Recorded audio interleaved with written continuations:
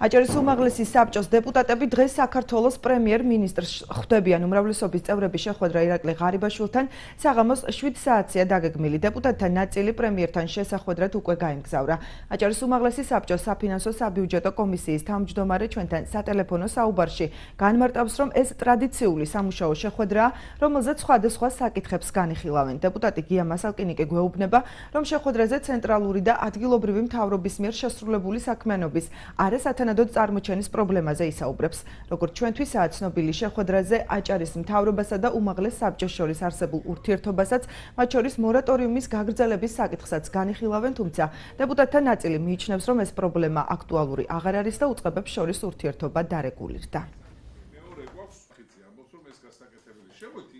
ჩვეულებრივ სამუშაო შეხვედრა როგორც იმართება ხოლმე დღეში ეჯერ ეს არის სისტემატური ხალხი მოწამული ამას. მე ვფიქრობ, რომ ასეთი ისე დარეგულირდა ჩვენს მთავრობას შორის ურთიერთობა, კომუნიკაცია სამე პრეტენზიები აქვს მის საქმეებზე.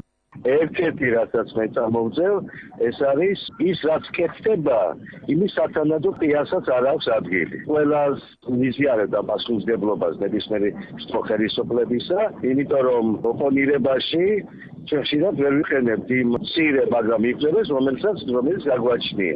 მე ვთვლი, რომ ეს პრობლემა მეტაკლებად შერბილდა და გადავიდა ინფორმაცია, რომელშიც უნდა იყოს გარკვეული დაძაბულობა ხელისუფლების შტოებს შორის უნდა არსებობდეს